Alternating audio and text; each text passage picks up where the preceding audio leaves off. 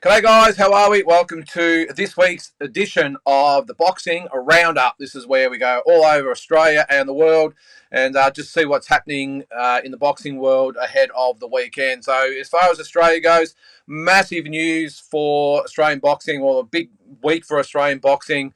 Of course, we had the Wednesday night no limit card that we'll get to in a sec, but the biggest news, two world title fights announced this week. The biggest one, of course, well, arguably the biggest one, the one that will probably get the most attention, mind you, is Tim Tszyu versus Brian Mendoza. It'll take place on October the 15th. Now, at this stage, we're not sure whether it's going to be Melbourne or the Gold Coast. They're the two likely venues that have been thrown up. Melbourne could probably do it at Marvel Stadium. Not quite sure where they will do it on the Gold Coast, but I'm sure they'll find somewhere. All comes down to dollars and cents and who's going to throw the most money at the event. My tip that it will be Melbourne.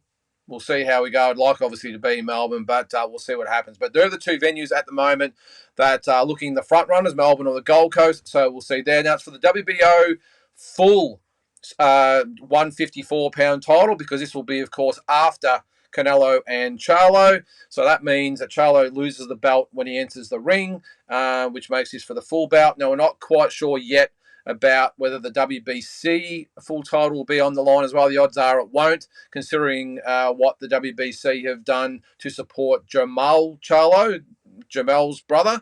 Hasn't fought for 2 years and hasn't defended it.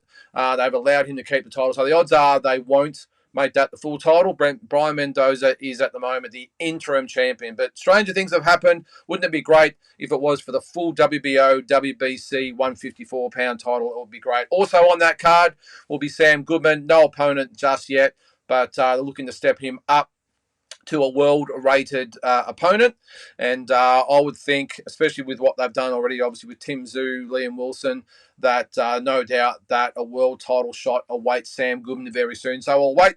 So we'll see what happens there. Hopefully Goodman gets a shot before the end of the year. But the big one, Tim Tszyu, Brian Mendoza, October 15th, Melbourne or maybe Gold Coast. But we'll await the news from No Limit. The other big world title fight announced this week is Jai Apataya has finally got an opponent. He'll fight British fighter Jordan Thompson for the IBF and Ring Magazine Cruiserweight title. It'll be September the 30th. At Wembley Stadium in England. That's grand final weekend if you're an AFL fan here in Australia. Put that on top of the Canelo and Charlo fight, which is on the same day. So we'll have two pay-per-views on the same day, the day after the AFL grand final. So it'll be a massive day. I'm not sure how they're going to do it. I think the Opataya-Thompson fight will no doubt probably be at 4 or 5 o'clock in the morning. And then the Canelo-Charlo fight will probably be on at about 11 or 12. So good news is us Aussies here, it's spaced out enough that we'll be able to get both events. But a big weekend if you're an AFL and boxing fan. So great news for Jai Apataya to get himself an opponent, Jordan Thompson. There was talk that maybe he might fight Marius Briedis for that title that he won off him last year. But it looks like this is going to happen. So Matchroom will promote in conjunction with Tasman Fighters. So great news for Jai Apataya. Other big news this week for the Aussies. The big no-limit card that took place on Wednesday night, Nikita Tszyu with a 6th-round stoppage of Jack Brubaker.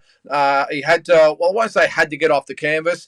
They collided heads. He got a big mouse on his eye. He did get up. He was rocked, and then he was rocked for real probably about 20 seconds after that when Jack Brubaker landed a beautiful right hand. I don't know how he stood up, Nikita Tszyu, but showed a ton of heart, courage, you name it. He showed it, strategy, and got him out of there in the 6th round. So Nikita is now 7-0. Jack Brubaker falls to 17-5-2. Not sure what's going to happen with the Cronulla Cowboy, whether he hangs around or retires. But Nikita Tszyu, plenty of options for him. There's talk that maybe his next fight will be against Dylan Biggs, or maybe even a Colin Mazzutia or Benjamin Hussein, one of these types of fighters. But the Dylan Briggs fight makes the most sense, and you can probably be guaranteed that will be next for Nikita after he heals. On the undercard, world-rated super featherweight Liam Wilson had a 12-round decision. Make that a 10-round decision over Argentinian Carlos Alanis. The scores were 189 times 2 and 98-91. Pretty much a shutout for Liam Wilson. He moved to 12-2. Carlos Alanis drops to 12-1. Also on the undercard, Benjamin Hussein with, well, we'll call it an upset. 10-round decision over Kyle Mazudia. The final scores were 96-94 times 2 and 95-95, a draw on the third card. Kyle Mazudia drops to 11-3-1. Benjamin Hussein, very impressive, I will say. He moved to 10-2 and some big fights out there for him down the track. No doubt this might be a rematch. Very good fight. I personally had it probably a little bit closer than I thought it might have been a draw, or even maybe Kyle Mazudia just shaved it, but certainly not going to argue with the result. Benjamin Hussein, great effort after getting stopped by Lockie Higgins a couple of fights ago. Back on track now, and no doubt on to bigger and better things for him. Luke Jackson, the ex-world-rated featherweight and world title challenger, who can forget his fight with Carl Frampton a few years back. He avenged a loss from a couple of years ago against Tyson Lantry. The final score 60-54 times 2, 59-55. Luke Jackson now 21-2. Tyson Lantry 10-5. Brilliant display by Luke Jackson. Really moved by his comments after the fight. It's been through hell in the last 2 or 3 years, but he now retires on a high note. Look, the way he boxed, he could probably go on for another, half a dozen fights. But at 38 years of age, great decision to retire. And and what better way to go out to avenge an earlier loss to Tyson Lantry? He was quite game as well. I thought he fought the best that he probably could, but Luke Jackson just a level above, I think, and fought very, very well to close out his career. The last 3 fights on the undercard: Tuisi versus Uatu. I think I pronounced that right. Hopefully, he lost a decision to Kiki Toa Latelli. Tuisi drops to 5-1. Kiki Latelli 11-2 now. Ralph Etienne went to 2-0 with a stoppage of Amiezi Enyi. Ediani now 2-0. Enyi drops to 0-1. And also on that card as well, Amber Amelia with a unanimous decision over Irene Ramirez, 39-37 times 2, 40-36. She moves to 3-1. Irene Ramirez drops to 1-2-1. Some more Aussie news. George Kambosos, there's talk that maybe he might fight Vasily Lomachenko at the end of the year. And the only reason I'm mentioning this is because it should be around October, November as well. Now, we've obviously just mentioned that Tim Tszyu is fighting mid-October.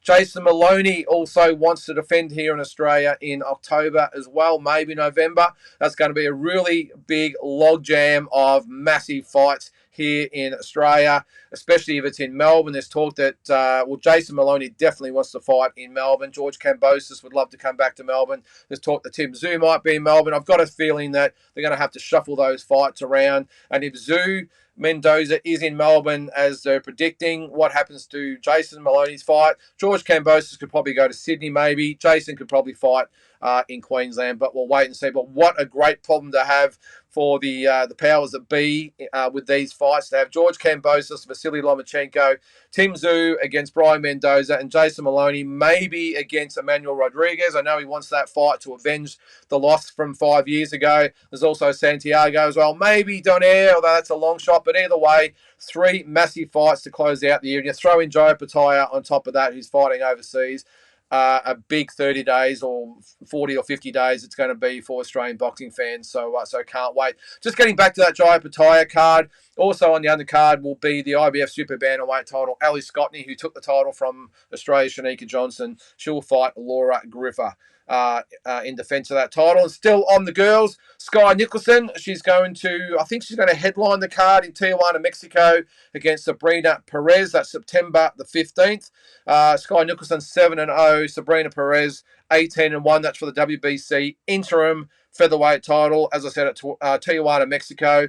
On the undercard, probably the only fight of note, the girls again, Angel Fierro fighting Brayon Rodriguez for the WBO American lightweight title.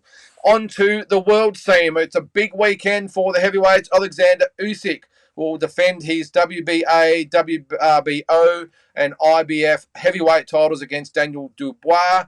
It's in Wrocław, Poland. I hope I've got that right. So a big fight for Alexander Usyk. Can he win in what's his adopted home? He obviously can't fight in Ukraine at the moment with what's going over there. So it's in Poland, which is probably the closest he can get to home.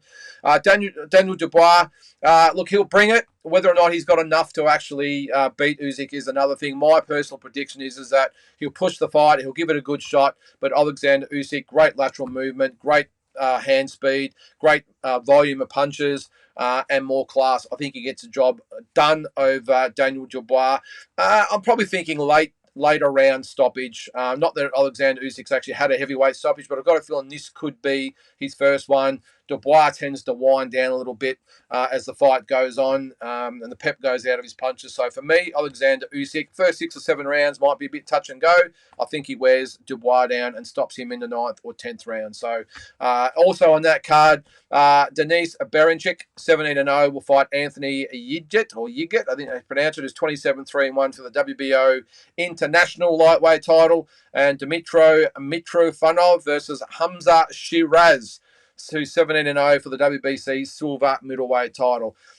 Is the Anthony Joshua, Deontay Wilder / Tyson Fury, Alexander Usyk card. He's back on track for early next year in Saudi Arabia. Of course, Usyk's got to get past Daniel Dubois on the weekend, but it has been rekindled.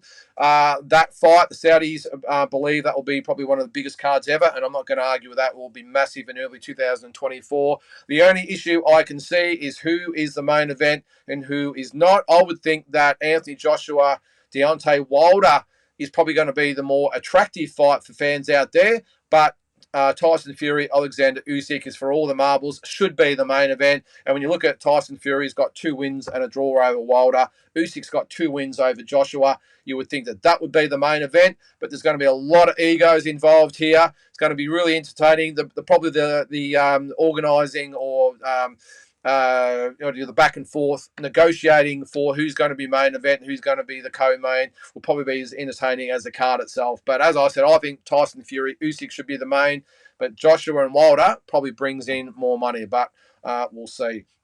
Canelo and Jamal Charlo, of course, fight September the 30th.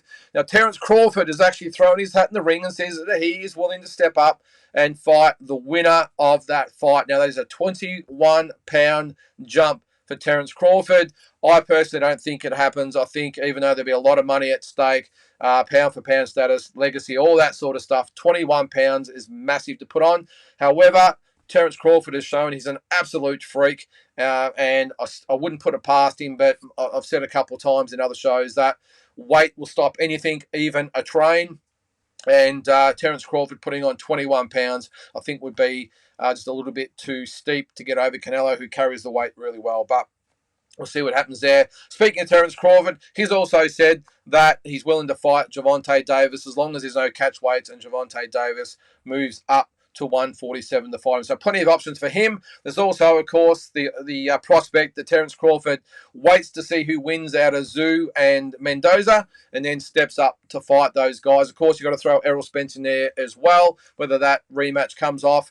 The odds are it will because of the money involved, but I think if you've got Crawford versus Spence, Tszyu versus Mendoza, I think the 2 winners of that could possibly get together. Although, having said that, I'll take that back. If Spence wins, there'll probably be a trilogy. But if Crawford beats Spence for the second time, which I think he will, does he then go up and make a super fight with Tim Tszyu and then maybe go up after that to fight for the 160-pound title? So we'll see what happens. But that's about it for this week's episode, guys. I hope I haven't missed anything. Hope you have a good weekend if you're watching the fights, and we'll see you next week. Thank you.